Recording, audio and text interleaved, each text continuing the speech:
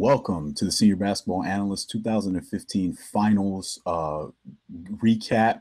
This is for Game 2. Unfortunately, Game 2 was just not the masterpiece that Game 1 was. It just was not.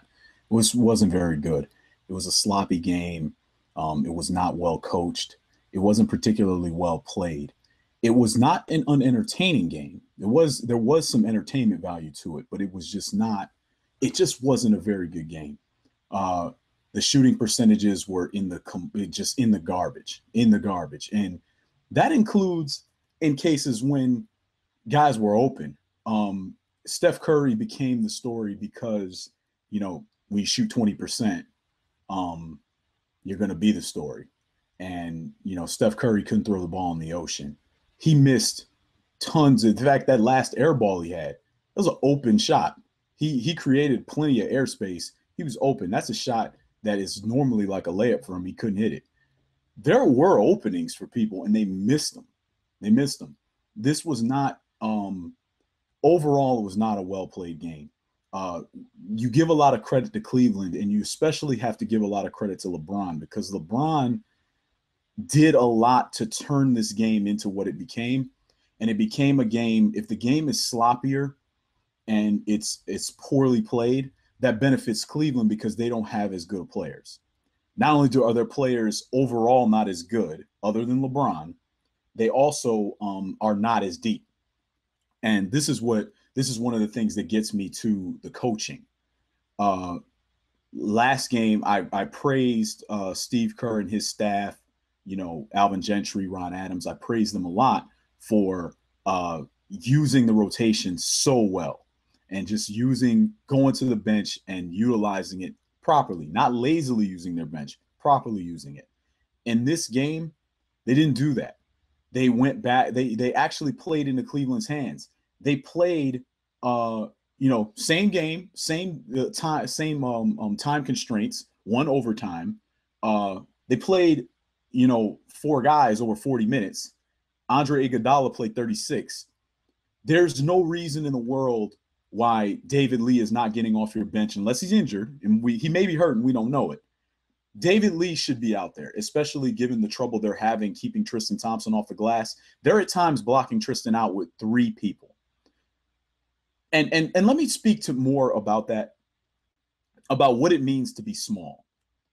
The Golden State Warriors are a tiny team. They're minuscule, relatively speaking, to a normal NBA team. Because Cleveland isn't big, but they make Golden State look so small because plays like this. There were 2 plays. There was a play where they threw a 45-foot pass. I believe it was in the first quarter. They threw a 45-foot pass to LeBron James right under the basket because he had Harrison Barnes so sealed. If you had thrown that ball from space, Harrison would have never gotten around him. They had another play like that where Timofey Mozgov sealed, and they threw the ball 3/4 of the length of the court, and he catches it and scores. Those are plays that are indicative of how small you are, and the fact that you have a player in Tristan Thompson that you can't physically block out with the lot of players you're playing. Can't block him out on any given possession. If you try to block him out with one guy, he's going to beat that guy. Now, whether or not he gets the ball or not, he's not going to get all of them. But what happens is when you end up having to be in situations where you're blocking out with more than one guy, 2 or 3 guys, it's just like in football on offensive, defensive line where you have to double team a player. Same way.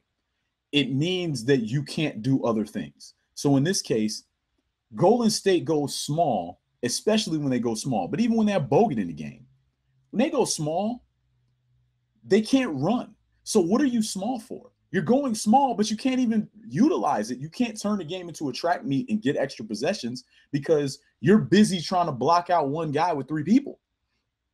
So all of those plays where normally Draymond Green would grab a defensive rebound and take off with it, he's either not getting the ball at all, or if he does get it, it's like a mosh pit because Tristan Thompson is creating so much disruption. And I'm gonna speak to this as briefly as possible, but the officiating was atrocious. It was atrocious. And it was actually contributing to the sloppy play and how bad of a game it was. It made it worse because the haphazard nature of the calls was just inexcusable. Inexcusable. Now, the staff, two of those guys are literally just, they're like Steve Javie clones. They're from the Steve Javie school of officiating, where whoever I like in that particular play, I give them the call. And then if anybody says anything, I tee them. And then if they talk too much and it looks like they're showing me up, then I toss them out of the game.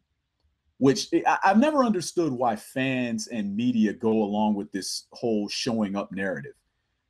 Who cares if the ref gets shown up? Like, why should anybody care about that other than officials? Why would anybody care? If I'm a fan, I mean, if you go to a Harlem Globetrotters game, see, that's like a basketball show. It's for entertainment. You go to a Harlem Globetrotters game, they literally depants the refs and throw buckets of confetti in their face. Because why would anybody care about the ref? The ref is when the ref is at his best, you don't notice he's there. He's just making the calls. So I don't understand this notion of again, where it's okay. It's just taken for granted. Well, if you show up the ref, then you're teched. Who cares about the ref? Especially when he deserves to be shown up because he's making absurd calls. So two of those guys were just, and I don't remember their names, but they're just ridiculous. I know them by sight, but I don't remember their names. The guy I was really disappointed in was Tony Brothers, though. Tony Brothers is supposed to be better than that. That call, and it's become a call that people are talking about a lot because it was so silly, or a non-call, but it was such a silly play. The end of the game, LeBron's backing down. He changes pivot feet 5 feet from Tony Brothers.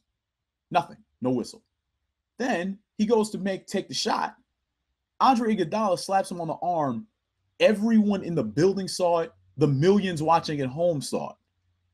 Ball spins out of his hands. And if you watch basketball at all, if you've been watching basketball for more than a week, you understand that when somebody gets hit on the arm and they don't get, and the defender didn't get any ball, the ball is going to kind of spin out at a funny trajectory that's not going really at the rim. It's going to go off to the side somewhere. That's what happened. So no matter where you were watching this game from, you saw that was a foul. Nothing. Tony Brothers is just standing there looking at it. I don't understand the system of accountability for these officials. I've heard all these things that they supposedly do and they grade them, and then the guys that are grade the best get to do finals games, and I don't see any accountability. I see people making haphazard, absurd calls all game long, no calls, calling things completely inconsistent. The same thing happens it's just different players at a different point in the game called completely the opposite. There was another play in particular, and I'll get off this subject, but LeBron pump fakes Iguodala. Iguodala jumps in front of him, or jumps to the side of him, I should say, jumps to LeBron's right side. Since he was going to miss LeBron completely, LeBron just throws an elbow into him and then throws up a shot, and they give him a foul. That's an offensive foul. That's not a foul on Iguodala. And see, this is what I'm saying. It wasn't like they were particularly biased in any way. They were just awful, period. It was horrible, and they messed the game up. And then they go to Steve Javie on the hard foul that Goon Green put on LeBron. In today's NBA, that is a flagrant. Now, I come from an era where you could clothesline people and keep playing. Some of that stuff was entirely too physical, and it was not helping the game. And somebody could get hurt. So I understand why the league wanted to tamp down some of that. There's no reason that we should have Kevin McHale clotheslining somebody. That doesn't help you. A lot of the stuff Bill Laimbeer did, just dirty nonsense that doesn't help the game. That's why Robert Parrish had to knock him out that time. He would do stuff during the game that was not part of basketball. On the other hand, you have to call the rules you make. Goon Green did everything, every step of the way that is a flagrant foul. He wound up, he hit LeBron in the face, he followed through on it. That is a flagrant. now, but he's getting away with stuff, which would be fine if everybody did. But I'll tell you like this: if Steph Curry or Klay Thompson comes to basket and Tristan Thompson winds up and hits him in the face, you can rest assured he will get tossed. I'm telling you now, if it happens at any point in the rest of the series, hold me accountable. I'm saying he gets tossed. I don't think there's any way he gets away with it. And with Green, I don't know why he gets away with a lot of the stuff that he does, where I feel like if he was on another team, they wouldn't have it. Dude, in fact, the way the league is constructed now, guys like that, they don't even play him. They're not allowed to play players that play like him in general. James Johnson for Toronto is like on the outer reaches of their rotation, and there's no reason for that. They don't play players like that anymore. Guys that are do-it-all guys with the, in terms of offense and defense, put hard fouls on people, tough D. They don't play guys like that anymore. They just don't play them. Green has slipped through the cracks, and he's going to get his money, and again, he deserves it, and I like Green. But that play, it's in today's NBA, that's a flagrant. Steve Javie, they go to this horrible ref that I was so glad when he retired, and then they give him this cushy job where he pretends to analyze calls. And then he says, no, I don't think it was a flagrant. Dude, you've tossed people out of games for doing nothing. But suddenly that's not a flagrant. Again, the Steve Javie school. Whoever he likes at the moment can't do any wrong. If he doesn't like you, all you have to do is like look in his direction, and all of a sudden he's in you with a T and you're gone. So that's the officiating portion. But to get back to what I didn't like about this game, the announcing was bad, the calls were bad, the game was bad, the players played bad, and it was all bad. The best thing really about the game was Blackman and Santana on the national anthem. That was the best part. That was the best part of the game in terms of quality. The game was, again, entertaining, though. So, let's talk about some of the entertainment value. LeBron James is a basketball genius. He's a smart guy in general, but basketball, man, you can't tell him anything, man.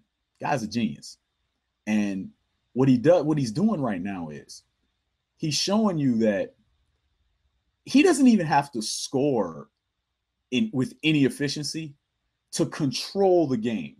Klay Thompson came out ready to rock and roll, played a great game. He's the only guy in this game that really had good offense, was crisp on offense. He's the only guy in the game.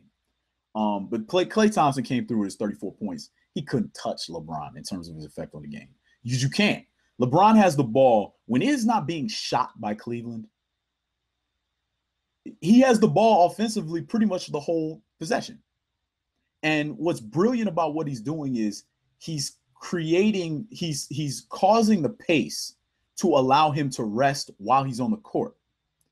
And that is as impressive a feat as I've ever seen. He's really impressing me in terms of his control of the game by making intelligent decisions when to do things and when not to do things. See, he doesn't care what percentage. I shouldn't say he doesn't care. He cares what percentage he shoots, but he's not letting it worry him on the court.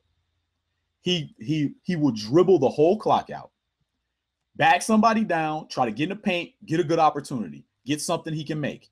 Whether he makes it or goes to the free throw line, that's all he's trying to do. If he misses it, he knows he's got Tristan Thompson crashing the boards for him. And to a lesser extent, Timofey Mozgov. And then if they don't get it, he knows that since Tristan is in the game, and this, to their credit, they played Tristan Thompson 39 minutes, which is a lot for a lesser big. They kept Tristan Thompson in the game heavily in the game.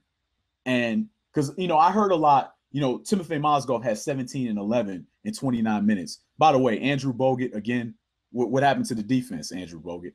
He's not a good defender. That the notion that he's a good defender is completely fabricated. It's made up. And actually, earlier in the season, Mark Jackson called that out. He dimed him out on it. But I guess that's something you're not supposed to say now that he's second team all defense. But Andrew Bogut's not a good defender. And if he was a good defender, he wouldn't be giving up 17 and 11 to Timofey Mozgov in 29 minutes. Like, Mozgov's putting up really good numbers, and he's not playing that much.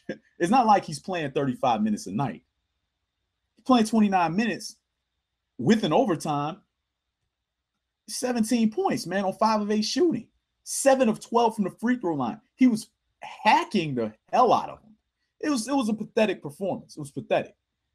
But that's Andrew Bogut. He's just not a very good player. He really isn't. Like, it gets lost. And this is one of the things about Golden State.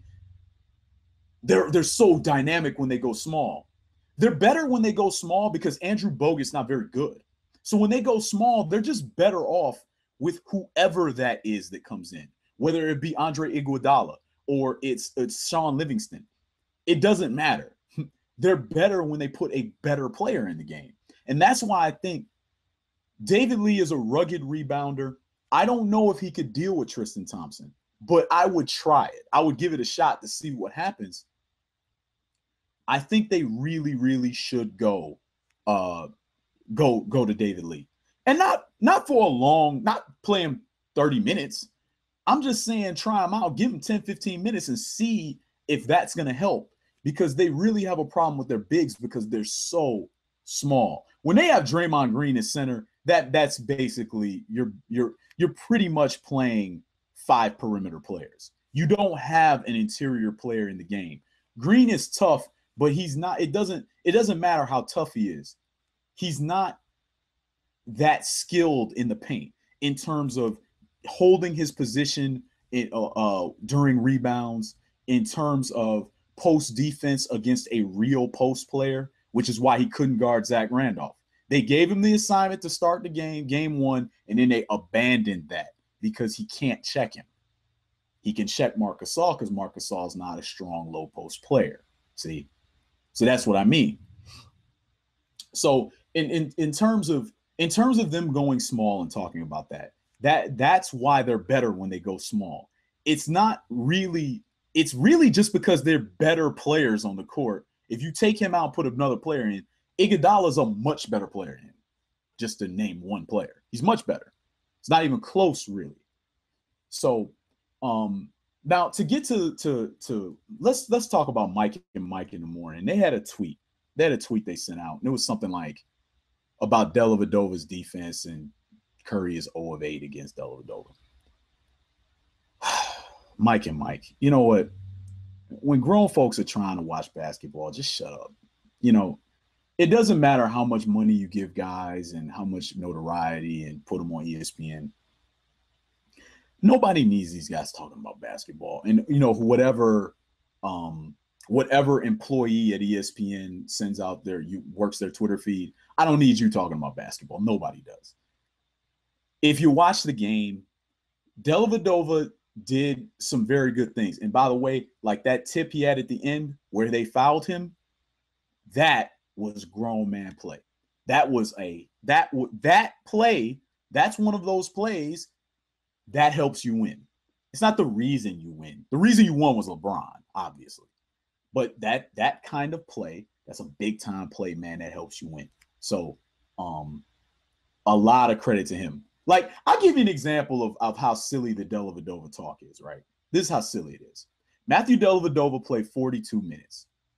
He was 3 of 10 from the field, even though all of his shots are wide open. He doesn't take anything but wide open shots and open layups. He's 3 of 10 from the field, 1 of 6 from the arc. He had 9 points. James Jones in 23 minutes was 3 of 7 from the field with 8 points. James Jones played a really nice game, and they were very effective with him on the court, extremely effective. Nobody's calling James Jones some kind of hero. You know why? Because he just went out and played basketball. He played a much better game than Dellavedova. No one cares. And they shouldn't. They shouldn't. But the flacking for Dellavedova that's being done by and Jeff Van Gundy is the worst one. Jeff Van Gundy and Mark Jackson I'll start with Jeff Van Gundy. At one point, Dellavedova was hunched over, and he's making excuses for him. Oh, he's just exhausted from it was the second quarter. He hadn't played that much. He's tired because he's not very good. That's why. He's not in good condition. He's not very good. Why are you making excuses for him? Yo, he has to chase Curry. And first of all, Curry's being trapped and doubled almost the whole game. Look, Curry was broke. The jump shot was broke before Dellavedova was guarding him. And we know that Dellavedova, who he was guarding Klay Thompson. They pulled him off of Klay because Klay started out on fire and they never put that fire out. Now, once Dellavedova wasn't guarding him anymore, they left whoever was checking him on an island, and Klay Thompson ate him up. He ate Shump up, he made J.R. Smith look. He made J.R. Smith look at every bit as dumb as he is. And J.R. Smith is just he's really hurting him out there. His constant, consistent stupidity was mind-boggling. The fouls, he fouled out of the game. 4 of his 6 fouls were just egregiously silly. They made no sense at all. But to get back to the flacking for Dellavedova, I'll give you an example. In the first quarter, they had a point where they were showing Klay Thompson backing Dellavedova down, and both Mark Jackson and Van Gundy said, "Oh, that's really great defense. You know, he's just too small." Okay, let me break this down, and let me break this down Senior Basketball Analyst style so everybody understands. Mark Jackson and Jeff Van Gundy both know how tall you are has nothing to do with nothing. It's probably the least important thing about a basketball player. There's a lot of things I'm checking for before I check how tall somebody is.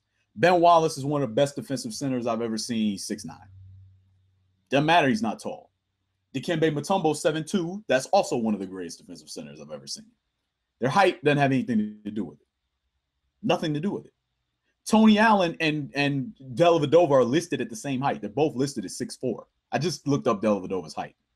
Now, I don't really know if that's true because I don't really pay attention to how tall Dellavedova is next to other players. So maybe they're padding his height, but they're both listed at 6'4". Tony Allen guards Durant.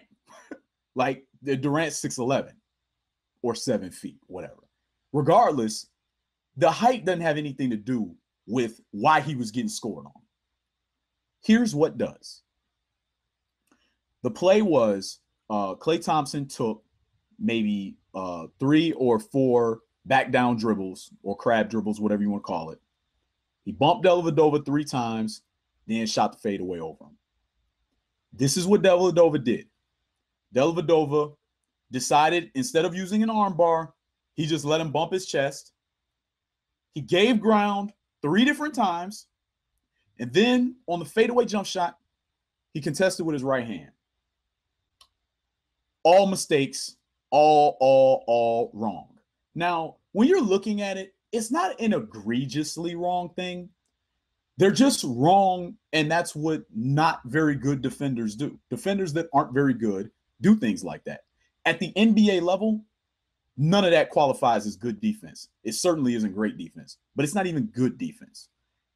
For a defensive purist, I would argue it's not even decent defense. So, what was he supposed to do? First of all, he did not affect Klay Thompson's dribble at all. Didn't harass the dribble in any way. None. I know that it's a common thing to say, don't reach. That's just a simplification. That's just reductive thinking. It's not that you don't reach. You have to be able to reach and move your feet. Scottie Pippen used to reach all the time. That's why he's one of all-time steals leaders. He used to stick people up consistently. Mookie Blaylock is one of the best on-ball defenders I ever seen. And it was a lot of why he was a great defender was people were scared to dribble near him because he would take it off of you. When you're playing defense in the NBA, especially on the perimeter, people have to be afraid you're going to take it, especially if it's a great score. If Kobe Bryant is not afraid of you blocking his shot or stealing the ball from him, he's going to get 40. You have no hope. You have no hope. Same with a guy like Durant, to be more contemporary. A guy like Durant, even though Kobe's still playing, but a guy like Durant, a guy like if you're not giving Russell Westbrook things to think about, he's going to score as many points as shots he can hoist up.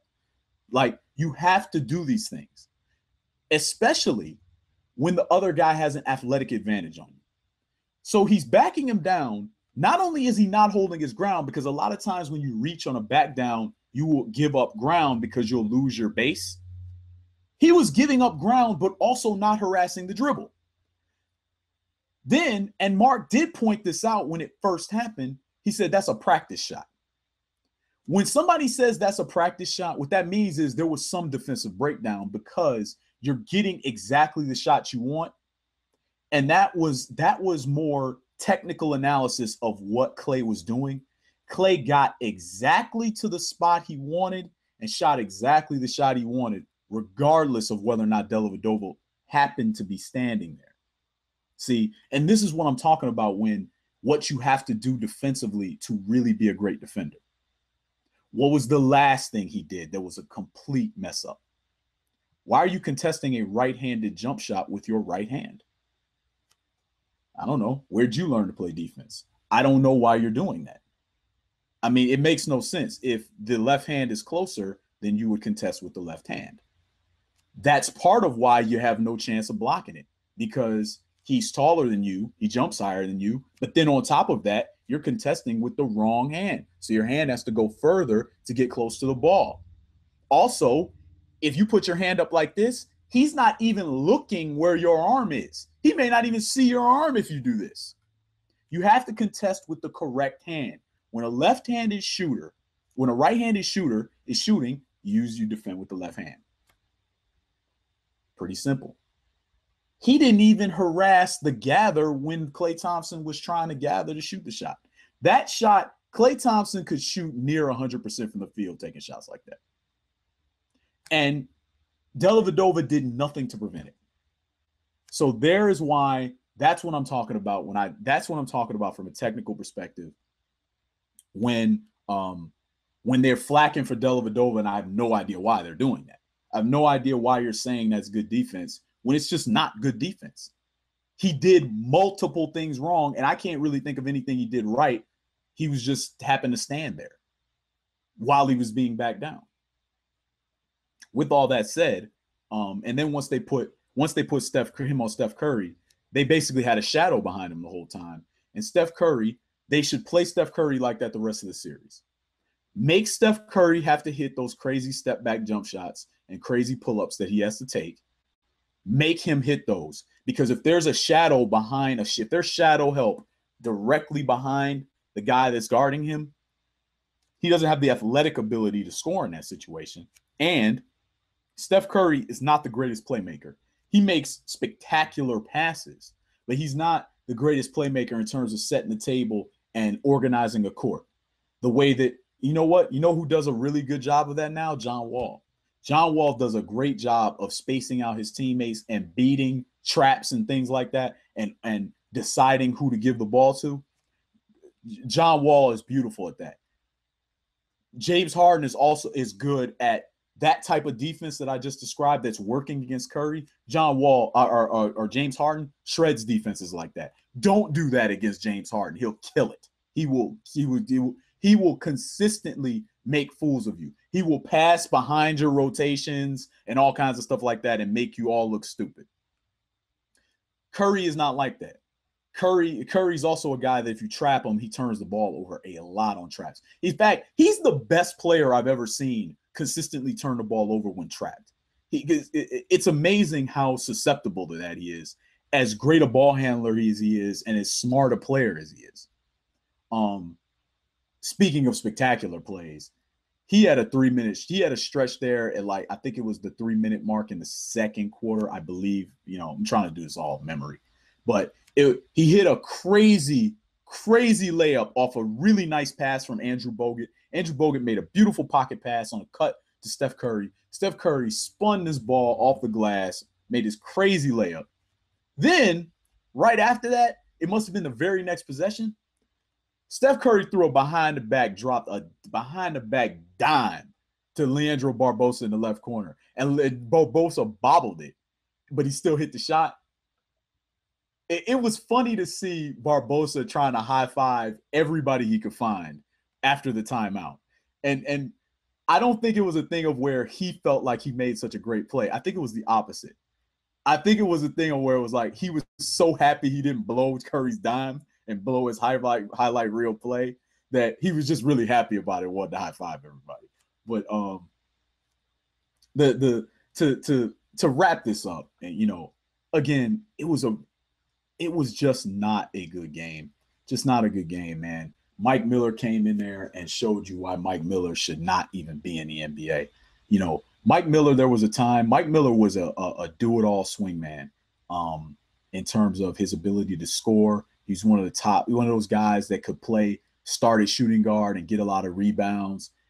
Good passer, pretty intelligent player. Just a solid all-around guy. Weaker defensively, but not horrible. But a solid all-around guy. He played for the Grizzlies, had some good years there. Mike Miller, though, just can't play anymore, man. He can't move. Like, if you can't move, you can't play basketball. That's really kind of the one thing that you almost have to be able to do, where you can't really get around it. And the man just can't move. It's a shame, but he can't move. He shouldn't be playing anymore, man. Put him in a suit. Like, if LeBron just want him around, man, put him in a suit.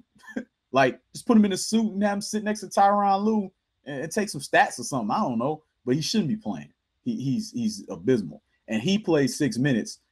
The Cavaliers, once again, the short bench, and this is what makes what Golden State did so dumb, not utilizing their bench more in terms of minutes. It was so dumb because, the Cleveland players run on fumes, man. They're out there running on fumes. They're exhausted. But anyway, Iman Shumpert, as always, he came out, he gave a really good defensive effort. The shots that he made Klay Thompson hit when he was checking him, Klay hit some tough shots. And but Shump, man, couldn't throw the ball in the ocean. So he wasn't overall very good. It just wasn't an overall good game. The guy that really is solid right now, and I really I'm happy for him because you just watch a guy come in the league as a young player. You watch them work and watch them develop their game. Harrison Barnes, man. Harrison Barnes is a rock solid player. He makes pretty good decisions. He's lacking a little defensively. I really need him to get better defensively, but he's a solid player overall other than that. And that so I'm happy for Harrison Barnes. Goon Green, as usual, shot like crap. And because the defense is there. So he shot like garbage, but he did the same thing he always does. He puts his stamp on the game otherwise. Bogut, as I spoke about before, was terrible. Festus Ezeli gave them nothing. But then again, he didn't really play long enough to give them anything. Maurice Spates.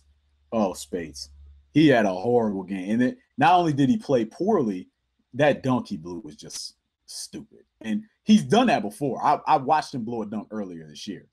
But come on, Spates, man. Concentrate, man. Because it wasn't like he didn't have enough lift to dunk it. Like, he just was careless with it and it slipped out of his hand. He's just careless. You can't do that. Speaking of dunks, Sean Livingston had a real nice tip dunk and they wiped it away. Again, haphazard, horrible officiating. Just they wiped it away and they waited to wipe it away. They thought about it, then wiped it away. It was so stupid. It was so dumb. I'm watching the game and I'm thinking, was that goaltending? It didn't look like goaltending to me. And show the replay. No, it's out of the cylinder. What are the refs doing? Would it just again, blowing calls. Just blowing calls. I'll wrap up with this. Steph Curry is a really good player.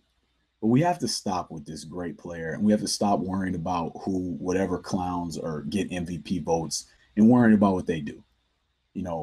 Steph Curry isn't on the same tier as Durant and Westbrook, Carmelo Anthony. He's certainly not in the same. He's not. He barely is playing the same sport as LeBron James. But to have a guy that he's frankly very one-dimensional. He's very one-dimensional. The only way he can really, really hurt you is with his scoring. And if you stop that, then he doesn't really do anything else. And that's what the great players, the really, really upper echelon, top 10 players in the league, that's what I need. whatever arbitrary number you use. I need out of my top players, I need multifacets. Basketball is passing, shooting, rebounding, and defense.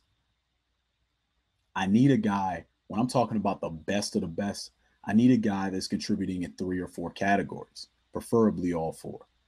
And Steph Curry is a pretty good passer at the point guard spot.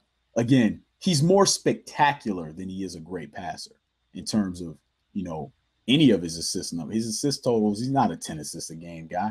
In fact, I think there's only 2 in the league at this point, Wall and Chris Paul, because the league has deteriorated so much that nobody gets assists anymore. But for Steph Curry, he has to be able to affect the game in other ways besides his scoring. He can't be a guy that's a 0 defensively. He just doesn't affect the game that way. So when he's not scoring, it makes it extremely difficult for him to put his imprint on the game. Now, Golden State shouldn't require all that because they're a complete team. So I'm not going to hang the loss on them. They'd have won the game if they had just utilized their bench better, or not giving up 17 points to Mozgov inexplicably again. Like I'm going to tell you like this. If they let Mozgov average over 15 a game for the series, that hurts bad. That hurts a lot, letting that guy get 15. I don't know what his career scoring average is, but it couldn't possibly be over 10. So that should worry them. That should worry them the way they're getting beat up in the paint, period. They're basically unable to do anything with the strengths of Tristan Thompson being his offensive rebounding, or Timofey Mozgov, his finishing on those pick and roll plays. They're helpless. They're completely helpless on both counts. And the game is won in the paint. That's where the game is won. Now, I know this gets distorted and everybody's making fun of Phil Jackson right now. Phil Jackson's making one mistake in all this talk about trying to make fun of 3-point shots. The mistake he's making is there's only one team in the league playing the way that the game is traditionally played, and that's Memphis. There's no other teams playing that way. So it's kind of like the Seahawks in the NFL. If the Seahawks don't win the Super Bowl, then airing it out wins, because all the rest of the league is all just throwing the ball through the air willy-nilly and turning the ball over. So when you see the Memphis Grizzlies lose, well, that's it. That's the end of dumping the ball into the post and getting easy baskets around the rim. Everybody else is just chucking the ball up in the air. That's pretty much everything. That's why the shooting percentages are the way they are. If you close out on jump shots, they don't go in. I don't care who's shooting them. Steph Curry's proven it. Steph Curry people have been crowning him as the greatest shooter of all time. He just shot 20% from the field, because if you close out on those 3-pointers, they won't fall. They don't fall no matter who is shooting them. You watch all the great shooters over the history of time, all the great pull-up shooters, Ray Allen, Mahmoud Abdul-Rauf, whoever, all the great shooters, Michael Redd, all these great shooters. I don't care if it's Larry Bird. Larry Bird got tons of easy baskets in the paint. The jump shot is supposed to be something you go to after you get defenses sagging. You don't go to the jump shot as an option, as the first thing you do and the last thing you do. So with that, we're hoping for a better game 3. We're hoping for much better coaching and much better play in general. Klay Thompson was really the star of the night. It was good to see him get his jump shot back. But ultimately, no matter what you do, LeBron James, he's like Galactus at this point, man. He descends on the court and throws his tendrils into the ground. And, man, them tendrils just start sucking the life out of everything. And that's what he did. He did it for the second game in a row. And this time he got the victory. This time they weren't able to drive him off back into another portion of the universe. This time he sucked all the life out of the game. And that's why he was so happy. He expended all that energy and it paid off. And he even broke out his horrible robotic pushing the roof down celebration. So it looks cool when his son does it. But when he does it, it looks terrible. But anyway, so yeah, we're hoping for a better game 3. And I'll see you on a recap, tomorrow night.